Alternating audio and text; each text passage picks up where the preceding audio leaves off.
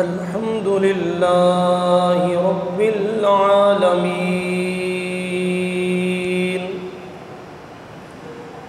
والعاقبۃ للمتقین والصلاة والسلام علی سید الانبیاء والمرسلین وعلی آلہ وأصحابه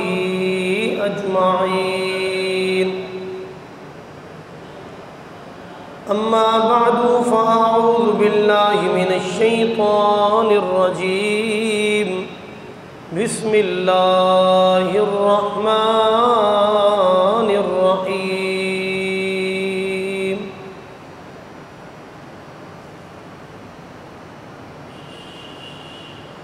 وأما بنعمة ربك فحدث آمنت بالله صدق الله مولانا العظيم فقد قال الله تبارك وتعالى في شان حبيبه مخبرا وآمرا إن الله وملائكته يصلون على النبي يا أيها الذين آمنوا صلوا عليه وسلموا تسليما الصلاة والسلام عليك يا رسول الله الصلاة والسلام عليك يا حبيب الله الصلاة والسلام عليك يا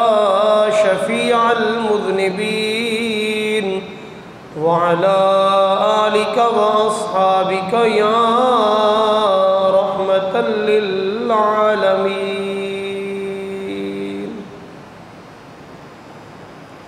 حمد و صلاح کے بعد خلاق لم یزل پروردگار عالم جل جلالہ و عم نوالہ کا بے حد شکر ہے،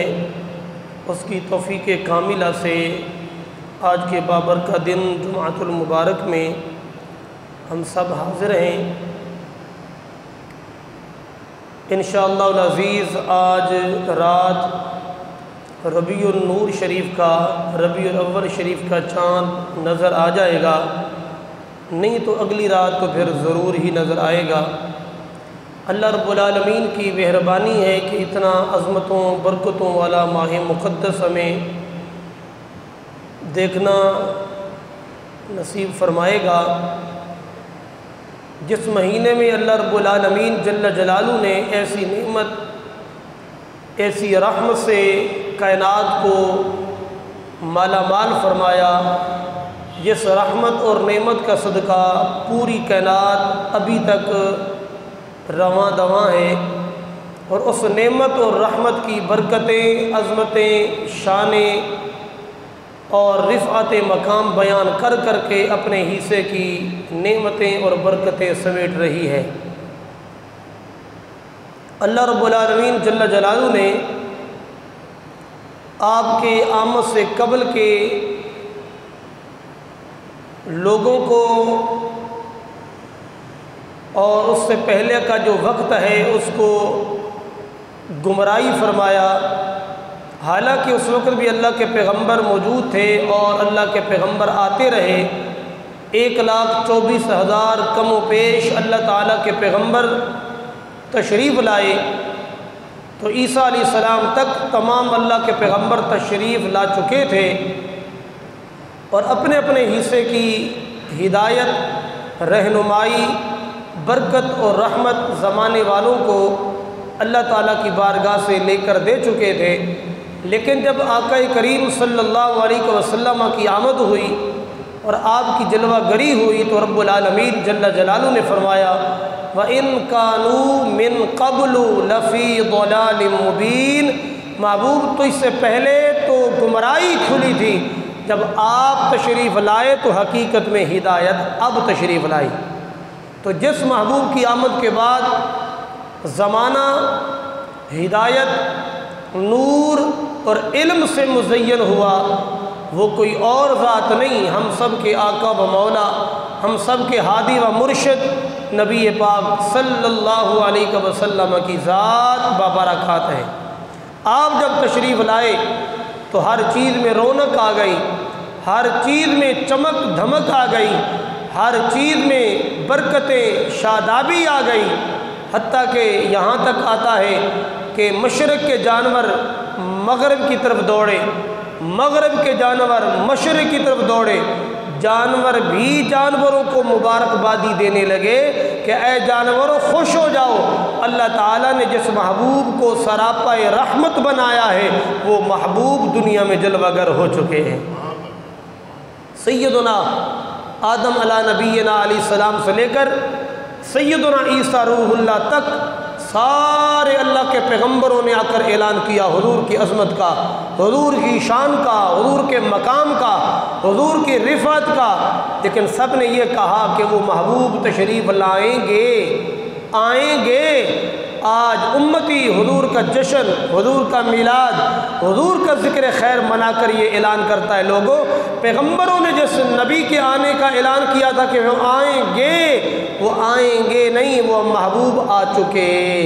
وہ تشریف لا چکے ہیں، اور ہم بڑی خوش نصیبی ہے، بڑا اعزاز ہے، بڑی ہماری خوش نصیبی ہے کہ ہم اس آخر الزمان امام الانبیاء خاتم النبیین قائد المرسلین صلی اللہ علیہ وسلم کی امت کے شرف سے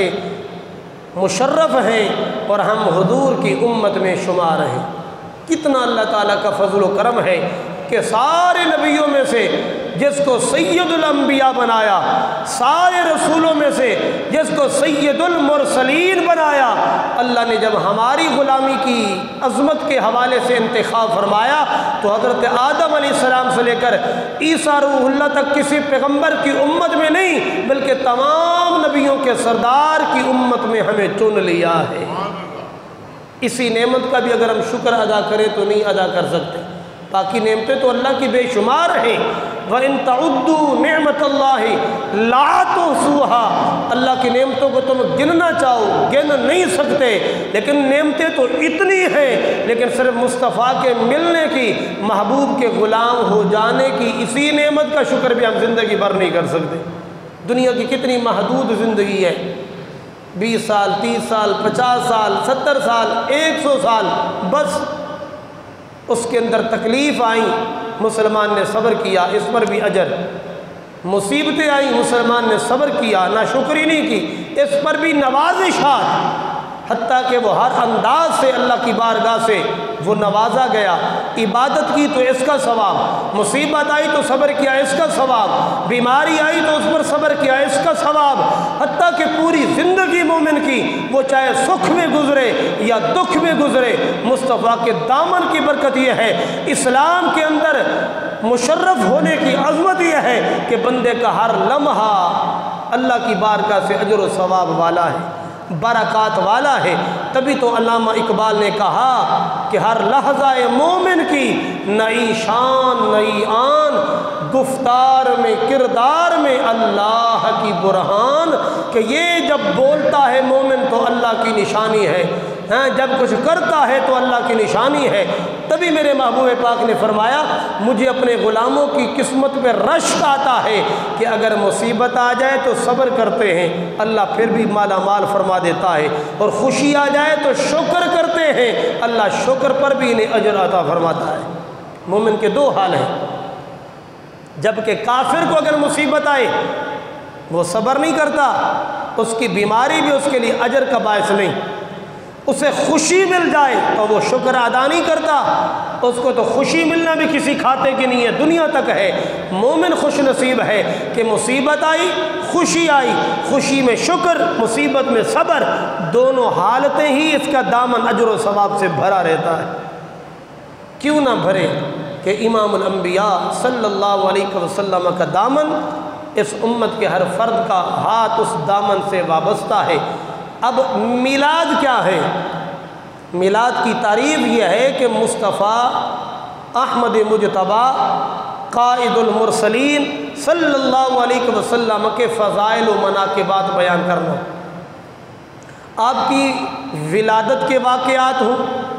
آپ کے جب آپ اپنی والدہ طیبہ طاہرہ کے شکم اطہر و منور کے اندر تھے، جو اس وقت معجزات کا اظہار ہوا ان کا بیانات ہوں، ولادت کے وقت کا بیان ہو، نبی پاک کی پوری زندگی میں سے آپ کے فضائل کا بیان ہو، یعنی نبی پاک کے جس پہلو پر بھی بیان کیا جائے، اس عظمت مصطفیٰ، سیرت مصطفیٰ، مقام مصطفیٰ، شان مصطفیٰ، رفعت مصطفیٰ، یہ سارے پہلو ہی مصطفیٰ کی عظمت کا ذکر کرنا، یہ اس کو ہم میلاد کہتے ہیں۔ حالانکہ میلاد تو ہے ولادت سے، کہ صرف ولادت کے واقعات کرے تو بھی میلاد ہے، ولادت سے قبل کی بات کرے تو بھی میلاد ہے،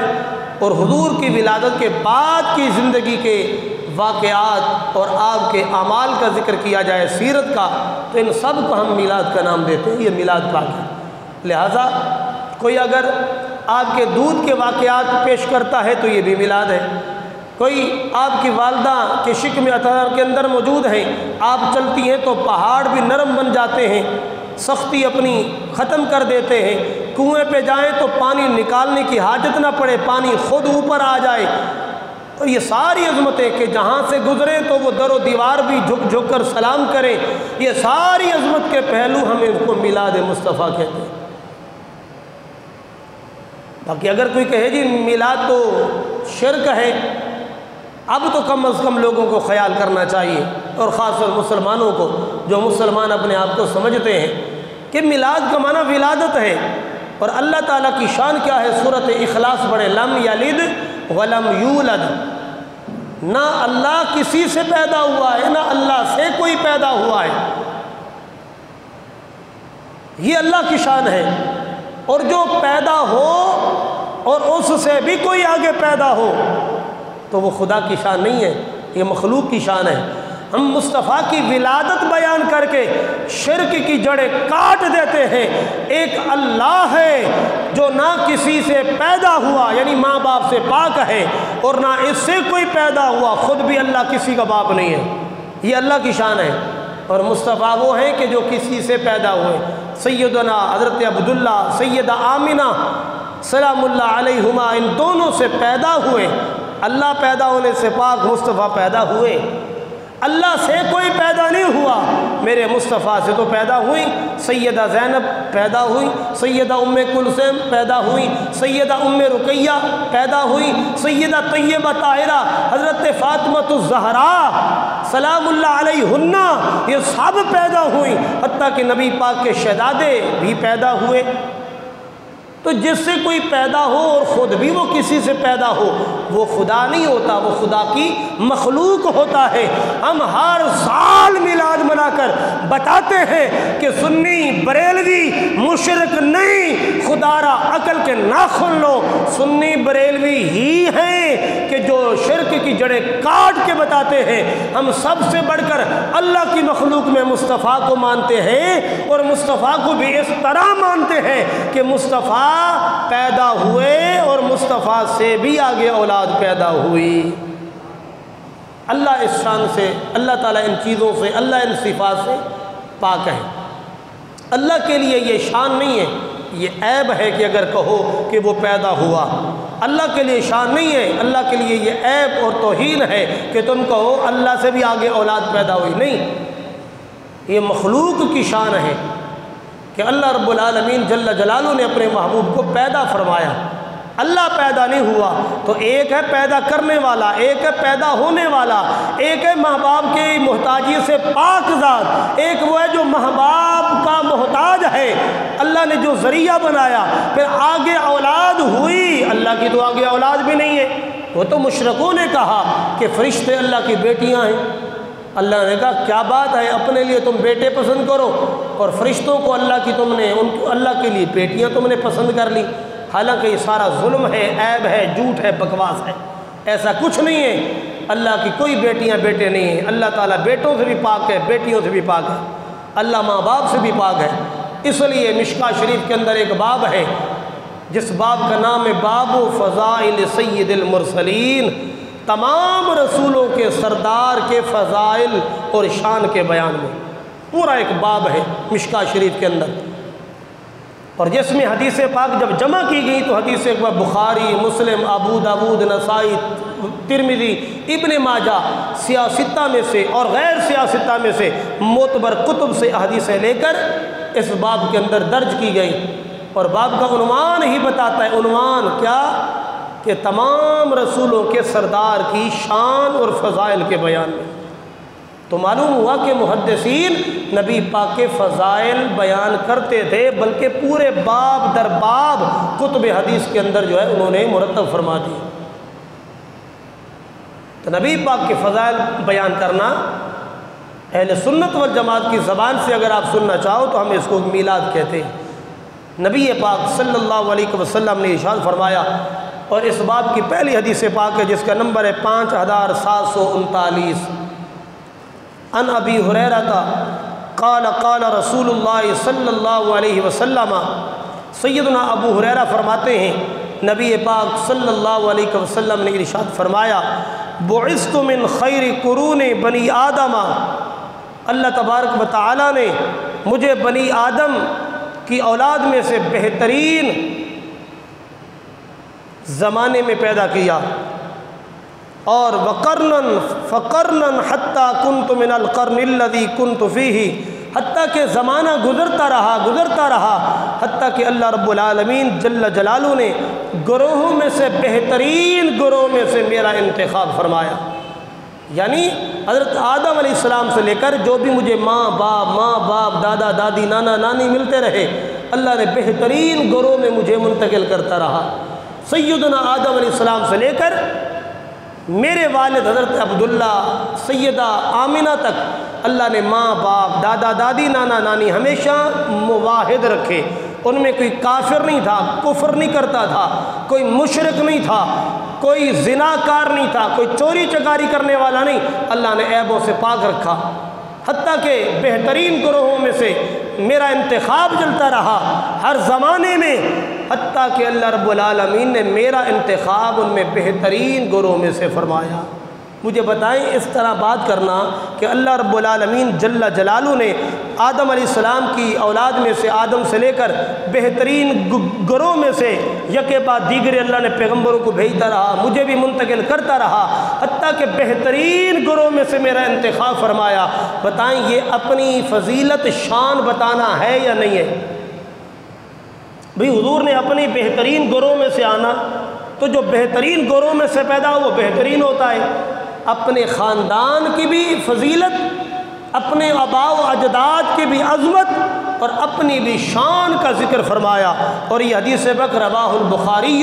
بخاری شریف کے اندر موجود ہے۔ نبی پاک صلی اللہ علیہ وسلم نے قبیلہ قریش، ہاشم، یہ تمام جہاں جہاں سے آقا کریم جلوہ گر ہوئے، نبی پاک نے ان سب کی عظمت کا اعلان فرمایا کہ اللہ رب العالمین نے آدم علیہ السلام سے آگے تمام گروہوں میں سے بہترین گروہ میں سے منتقل رب العالمین کرتا رہا، حتیٰ کہ مجھے ان سب میں سے بہترین گروہ میں سے سیدنا عبد المطلب، آپ کے دادا، آپ کے والد سیدنا عبداللہ،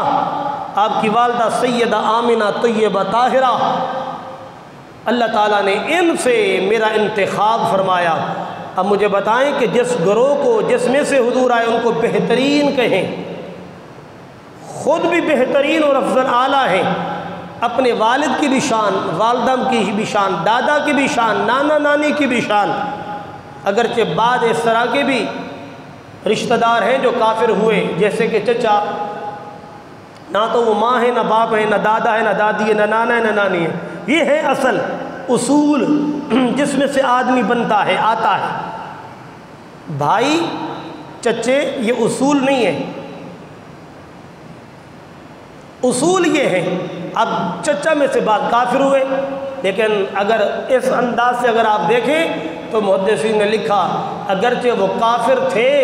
لیکن بقیہ گروہوں میں سے اعلیٰ گروہ، اعلیٰ جماعت، اعلیٰ قبیلہ میں سے تھے، کفر کے باوجود بھی اہل عرب اس خاندان کے ہر فرد کو عزت کی نگاہ سے دیکھتا تھا۔ یعنی ابو لہب کو دیکھ لیں، آپ کے چچا تھے، کافر تھے، جہنمی ہوئے، لیکن خاندان اتنا شرافت و بزرگی والا، شان اور مقام والا کوئی کافر بھی دیکھتا تھا اس دور کا تو وہ بھی ان کو عزت کی نگاہ سے دیکھتا تھا۔ تو اس خاندان میں کوئی چچا، کوئی دور کا رشتہ دار اگر وہ غیر مسلم بھی ہو تو اس وقت بھی لوگ اس خاندان کو اعلیٰ نگاہ سے، عزت کی نگاہ سے دیکھا کرتے تھے۔ بتائیں جو ہو ہی موحد، اللہ کو ماننے والے، جیسے کہ آپ کے دادا، آپ کے والد عبداللہ، آپ کی والدہ سیدہ طیبہ طاہرہ، ان کے کیا کہنے۔ تبھی آقا کریم نے فرمایا کہ اللہ رب العالمین نے جس رحم اور پشت سے مجھے منتقل کیا وہ سارے مواحد تھے، اللہ کو ایک ماننے والے، اللہ کی توحید کے قائل تھے۔ یہ عظمت ہے یا نہیں؟ تو یہ اپنی عظمت بیان کرنا اگر رسول اللہ بیان فریں تو یہ اس کو باب کیا ہے؟ تمام رسولوں کے سردار کے فضائل کے بیان۔ کسی فضائل اور شان کے ہم میلاد کا نام دیتے ہیں، چاہے وہ کسی پہلو پر بھی ذکر ہو، حضور کی عظمت کا ذکر کرنا ہے، ہم اس کو میلاد کہتے ہیں۔ اس کہ آقا کریم صلی اللہ علیہ وسلم کے جد امجد حضرت ابراہیم علیہ السلام نے دعا مانگی تھی، ربنا اغفر لی ولی والدی، اے اللہ میری بھی بخش فرما، میرے والدین کی بھی بخش فرما، وللمؤمنین یوم یقوم الحساب، اور تمام اہل ایمان کی جب قیامت کے دن حساب کا دن قائم ہو۔ اب یہاں پہ کیا لفظ ہے؟ والد، اور ولد کہتے ہیں جو پیدا ہو، بچہ، یعنی جو مجھے پیدا کرنے والے ہیں، میرے والد ہیں، والدہ ہیں، ان کی بخش فرما۔ ایک جگہ پر آگے آتا ہے وَاغْفِرْ لِأَبِي إِنَّهُ كَانَ مِنَ الضَّالِّينَ، مالک میرے باپ کی بخش فرما، یہ گمراہوں میں سے ہے۔ اب اس دو جگہوں کو دیکھیں، فرماتے ہیں جہاں پہ آیا ابھی، یہ ہے اب سے، ابن باپ، اور ایک ہے والد، والد اور اب میں فرق ہے۔ والد ہوئے آپ کے والد حقیقی جس سے پیدا ہوئے وہ حضرت تعارق ہے، ماں کا نام تسلی ہے، یہ ہیں آپ کے والد جس سے پیدا، وہ کیا تھے؟ موحد، جس سے حضرت ابراہیم علیہ السلام پیدا ہوئے، کیونکہ آپ حضرت ابراہیم کی اولاد ہیں نا آقا کریم، اور حضور فرماتے میرے والدین میں سے، والدین کے ساتھ دادا دادی نانا نانی کوئی مشرک کافر نہیں تھا، تو پھر آپ کے والد کیا ہوئے؟ حضرت ابراہیم، تو ان کے والد والدہ کو مسلمان ہونا چاہیے، موحد ہونا چاہیے، مشرک نہیں ہونے چاہیے۔ اب جو دوسری جگہ پر آیا کہ وَاغْفِرْ لِأَبِي إِنَّهُ مِنَ الضَّالِّينَ، اس کا مطلب کیا ہے؟ فرمایا یہاں جو اب ہے، اب عربی کے اندر جیسے ہم اپنے والد کے ساتھ اپنے چچا کو بھی بعض جگہوں پر کہ کہتے ہیں کہ بابا، چچا کو بھی بابا کہہ دیتے ہیں، یہ وہ والا ہے عربی کا اب سے چچا، چچا ہے یہاں مراد، آذر، یہاں آذر مراد ہے، حضرت ابراہیم کے چچا جو کہ بت پرست تھے۔ چچا اصول میں نہیں، یعنی جس سے آدمی پیدا ہوتا ہے وہ کیا ہوتا ہے؟ ماں باپ، دادا دادی، نانا نانی، اس کو کہتے ہیں اصول، اصل، بندے کی اصل، اور اس سے حضور نہیں ہے، یہ ہے چچا، نہ یہ اصل ہے نہ یہ فرع ہے۔ تو حضرت ابراہیم نے کہا مولا میرے باپ کی بخش فرما، یہ گمراہوں میں سے بت پرست ہے، یہاں چچا ہے باپ نہیں۔ جب باپ کی بات آئی تو یوں جملہ کہا ربنا اغفر لی ولی والدی، مولا یہ اہل ایمان ہیں ان کی بھی بخش فرمانا۔ تو یہ آپ مسئلہ یاد رکھ لیں۔ کوئی کہے جی آپ نے کہا جی حضور کے والدین میں تو یہ دیکھیں، میں آپ کو قرآن پڑھ کے سکھاتا ہوں، دکھاتا ہوں کہ حضرت ابراہیم علیہ السلام نے کہا کہ مولا میرے باپ کی بخش ہو، تو گمراہ ہے، وہ بت پرست تھا آذر۔ ہم نے کہا آذر باپ نہیں تھا، وہ چچا تھا۔ آپ تھوڑا سا عربی کی زبان کو عربی کے حساب سے سمجھے کہ اب میں اور والد میں فرق ہے۔ والد کہتے ہیں حقیقی باپ جس سے بندہ پیدا ہو، اور اب چچا کو کہتے ہیں، جہاں اب باپ کو بھی کہتے ہیں لیکن وہاں پر چچا کو بھی کہتے ہیں۔ تو یہ محاورہ تھا کہ والد کی طرح چچا کو بھی اب کہہ دیتے تھے، تو وہاں وہ مراد والد نہیں، لہذا حضور کا فرمان درست ہے کہ جس پشت سے اور رحم سے اللہ نے مجھے منتقل کیا وہ سارے کے سارے اہل ایمان موحد اللہ کو ایک ماننے والے تھے، نہ مشرک تھے، نہ کافر تھے، نہ بدعمالیاں کرنے والے تھے۔ اللہ نے میرا انتخاب پاکوں میں سے فرمایا، اس لیے میں بھی پاک بن کر آیا اور پوری کائنات کو اپنے غلاموں کو پاک کرنے آئے۔ وَيُزَكِّيهِمْ، ان کو میں ستھرا کر دوں، تاکہ اس لیے آقا کریم صلی اللہ علیہ وسلم کے دوسرے غلام حضرت واصلہ بن اسقع فرماتے ہیں، ان واصلہ بن اسقع قال سمعت رسول اللہ صلی اللہ علیہ وسلم، فرماتے ہیں کہ میں نے نبی پاک کو فرماتے ہوئے سنا، صحابی کہتے ہیں میں نے نبی پاک کو فرماتے سنا کہ میرے آقا کریم نے اپنے لبوں سے یہ ارشاد فرمایا، کیا؟ آپ نے فرمایا ان اللہ اصطفیٰ کنانتا من ولد اسماعیل، اللہ نے اسماعیل کی اولاد میں حضرت کنانہ کو چن لیا، پسند فرما لیا، شان دے دی، اور پھر فرمایا کہ وصطفیٰ قریشم من الکنانتا، پھر اللہ نے کنانہ سے قریش کو چن لیا، منتخب فرما لیا، وصطفیٰ من قریشم بنی ہاشم، پھر اللہ نے قریش میں سے بنی ہاشم کو چن لیا، اور پھر حضور نے فرمایا وصطفانی، پھر اللہ نے مجھے چن لیا بنی ہاشم سے۔ یعنی یہ درجہ بندی ہے کہ اللہ رب العالمین نے اسماعیل کی اولاد میں سے حضرت کنانہ کو چنا، کنانہ کی اولاد میں قریش کو چنا، پھر قریش میں سے بنی ہاشم کو چنا، اور اللہ نے پوری بنی ہاشم میں مصطفیٰ کو چن لیا۔ چننے کا معنی یہ ہے کہ شان دے دی، منتخب فرما لیا، مجھے شان و شوکت دے دی۔ اب حضور نے اپنے ہر آنے والے جس گروہ سے گزر کر آئے اس تمام سلسلہ نسب کو اعلیٰ کہا، رب کا پسندیدہ کہا، رب کا چنا ہوا کہا، اور آخر میں فرمایا پورے بنی ہاشم میں سب سے زیادہ اللہ کو پسند میری ذات ہے۔ بتائیں، مصطفیٰ اپنی شان، قبیلے کی شان، انتخاب کی عظمت پر فرمائیں تو یہ ان کے لیے جائز ہے، وہ تو خود آقا و مولا ہے، غلام کا تو حق ہے اپنے مصطفیٰ کے، اپنے آقا کی شان اور مقام کی رفتوں کے ڈنڈ کے بجائے۔ تبھی قرآن پاک میں اللہ رب العالمین نے فرمایا، سورۃ الضحیٰ آخری پارہ، وَأَمَّا بِنِعْمَةِ رَبِّكَ فَحَدِّثْ، پر چاہیے کہ میرے عطا کردہ نعمتوں کے خوب چرچے کرو، نعمت کا اظہار کرو، اظہار سے رکنا نہیں۔ اور اس پر ہم نے بے شمار مرتبہ تمثیلات ہم نے دے چکے ہیں کہ دنیا کی عارضی محدود اور فانی نعمتیں ہمیں مل جائیں تو ہم اس کا اظہار کرتے ہیں، یعنی بیٹا ہی مل جائے، چل بیوی ہی مل جائے تو اب اس کا اظہار کرتے ہیں ولیمے کی صورت میں، عقیقہ کی صورت میں، چھپاتے نہیں ہیں آپ۔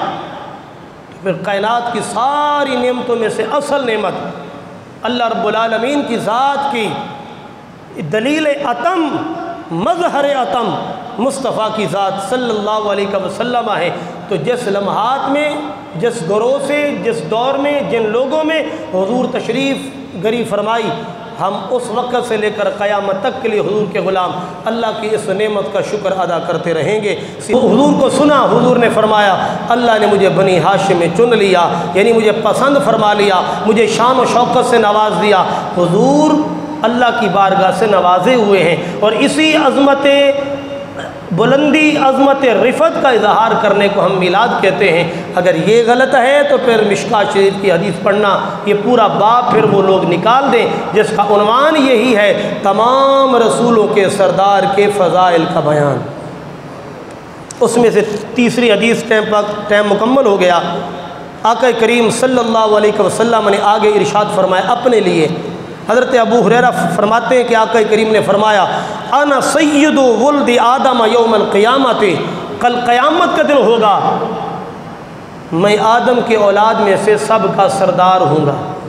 اور دنیا میں بھی جب میں آیا تو آدم کے اولاد میں سے سب کا سردار ہوں۔ اچھا، سردار ہم اپنے اگر اعتبار عرف عام میں بھی دیکھیں تو سردار اسے کہتے ہیں کہ جس کے پاس بقیہ رعایا اپنی فریادیں لے کر جائیں، اسے کہتے ہیں سردار۔ ایسے ہے یا نہیں ہے؟ ہمارا فیصلہ کون کریں گے؟ سردار۔ ہم کس کے بندے ہیں؟ فلاں سردار کے۔ ہمارا وڈیرا کون ہے؟ فلاں سردار۔ ہمیں ہاتھ مت لگانا،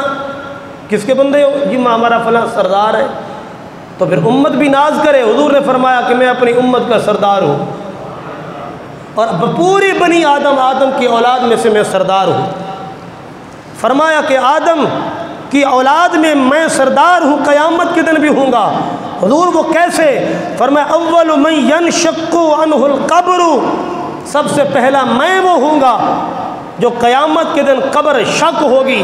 میں اٹھوں گا، میرے بعد میرا ابو بکر اٹھے گا، اس کے بعد میرا عمر اٹھے گا، پھر جنت البقیع والے اٹھیں گے اور ان کو ساتھ لیتے ہوئے مکے کی طرف آئیں گے، پھر مکے کا جو قبرستان ہے جنت المعلی، پھر وہ اہل ایمان، اس طرح پوری دنیا کے اہل ایمان اٹھیں گے۔ سب سے پہلے اٹھنے والا میں ان کا ہادی و مرشد ہوں گا، میں آگے آگے چل رہا ہوں گا، ساری میری امت میرے پیچھے چل رہی ہے، کیونکہ سردار آگے ہوتا ہے، رعایا پیچھے ہوتی ہے۔ اور اگلا جملہ حضور نے فرمایا وَأَوَّلُ شَافٍ،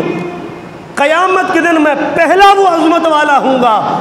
کہ جو سب سے پہلے اللہ کی بارگاہ میں اپنی امت کی سفارش شفاعت کرنے والا ہوں گا۔ لوگ تو کہتے ہیں کوئی شفاعت کر نہیں سکے گا، ہاں اس کی مرضی کے بغیر کوئی کر نہیں سکے گا، پر جس کو پوری اجازت ملے گی وہ ہمارے آقا ہے۔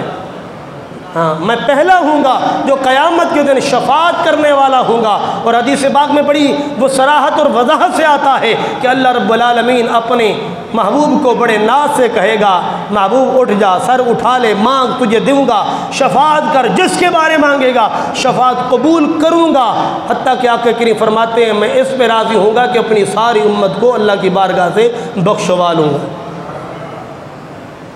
اور اگلا جملہ فرمایا وَأَوَّلُ مُشَفَّعٍ، اور پہلا میں ہوں گا جس کی شفاعت قبول کر لی جائے گی، ہاں میری شفاعت قبول کی جائے گی۔ اب بتائیں یہ شان ہے یا شان نہیں ہے؟ حضور کی عظمت ہے یا نہیں ہے؟ حضور نے اپنے یہ فضائل بیان فرمائے، اسی بنیاد پر آج امت اپنے آقا کو سردار مانتی ہے، اپنی مشکلات میں رجوع کرتی ہے۔ محدثین فرماتے ہیں جو دنیا کے اندر حضور کو سردار نہیں مانتا، اپنے معاملات مصطفیٰ کے در پہ لے جانا وہ اس کو غلط، ناجائز، بدعت، شرک، ناجائز سمجھتا ہے۔ کل قیامت کا دن ہوگا جب سارے پیغمبر بھی ہوں گے، اس لمحے ساری امتیں ساروں کے در سے پھرا کر مصطفیٰ کے در پہ آئیں گی، اس لمحے میرا مصطفیٰ ہی کہے گا انا لہا، ہاں آج شفاعت کرنے کی شان اللہ نے مجھے عطا فرمائی۔ اس لمحے حضور آقا کریم آگے آگے چل رہے ہوں گے اور امتیں پیچھے پیچھے چل رہی ہوں گی۔ اور یہ اگلی حدیث پاک ہے اسی باب کے اندر 5742، حضور نے فرمایا انا اکثر الانبیاء تبعا یوم القیامت، قیامت کے دن سب سے زیادہ جس کے پیروکار ہوں گے وہ نبیوں میں سے میں نبی ہوں گا کہ 120 صفیں بنے گی، ان میں سے 80 صفوف تو میری ہوں گی امت کی، بعد میں آیا 140، 80 صفوف تو میری ہوں گی، میری امت کی، اور بقیہ سارے پیغمبروں کی امتیں ملا کر ان کی صفیں آدھی بھی نہیں رہتی۔ اس لیے انہوں نے فرمایا قیامت کے دن جس کے پیچھے زیادہ امت ہوگی وہ میری امت ہے، اور میں جاؤں گا سب سے پہلے میں ہوں گا جو جنت کا دروازہ کھٹکھٹاؤں گا۔ فرشتہ بھی پوچھے گا کون ہو؟ یہ جملے ہیں کہ اول من یقرأ باب الجنت، میں وہ پہلا ہوں گا جو سب سے پہلے جنت کا دروازہ کھٹکھٹاؤں گا۔ فرشتہ پوچھے گا کون؟ میں کہوں گا محمد، تو کہا جائے گا ہاں مجھے یہی کہا گیا تھا کہ سب سے پہلے دروازہ محمد کریم کے لیے کھولنا۔ یعنی کوئی یہ نہ کہے کہ آپ حساب و کتاب میں امت کو بخشوانے میں ہوں گے اور باقی پہلے پہنچ جائیں گے، نہیں، جنت بھی سب سے پہلے دروازہ کھلے گا، اور کھلوانے والے کوئی ذات ہوں گے تو ہمارے آقا ہوں گے۔ پہلے آقا جائیں گے، پھر اور انبیاء جائیں گے، پھر پہلے نبی کی امت جائے گی، ہم گناہگار، بعد میں بقیہ نبیوں کی امت جنت میں جائیں گے۔ جس نبی کا یہ مقام ہو، اس مصطفیٰ کی عظمت کے جس پہلو کو بھی بیان کیا جائے، ہم اس کو عرف کے اندر میلاد کا نام دے دیتے ہیں۔ خوش نصیب ہیں اللہ رب العالمین نے ہمیں ایسا آقا و مولا عظمت والا عطا فرمایا کہ جس کو رب العالمین نے اپنا دلیل اتم، مظہر اتم بنا کر دنیا میں مبعوث فرمایا۔ جانے جہان کائنات امام الانبیاء صلی اللہ علیہ وسلم ہیں۔ اللہ رب العالمین حضور کے دامن سے وابستہ ہونے کی جو عظمت ہے، اللہ تعالیٰ اس کا ہمیشہ شکر ادا کرنے کی توفیق نصیب فرمائے۔ جو جس انداز میں شکر ادا کرے اس کی نعمت کا شکر تو ادا نہیں ہو سکتا۔ تبھی کہا تھا کہ ما دعا للہ داعی، جب تک بھی کوئی دعا کرنے والا، رب رب پکارنے والا، اللہ اللہ کرنے والا ہے، تب تک اس نعمت کا اظہار کیا جائے۔ جتنی بھی اظہار نعمت ہوگا یہ شکرانہ ہے۔ حق یہ ہے پھر بھی مصطفیٰ کے دامن سے وابستگی ہونے کا ہم کما حق و شکر ادا نہیں کر سکیں گے۔ اللہ نے اتنی عظمتوں سے ہمیں مالا مال فرمایا۔ دعا ہے آنے والا یہ عظمت والا مہینہ پورا ربیع الاول، ربیع النور شریف اللہ تعالیٰ بڑی شان و شوکت کے ساتھ، اہتمام کے ساتھ ہم سب کو گزارنے کی توفیق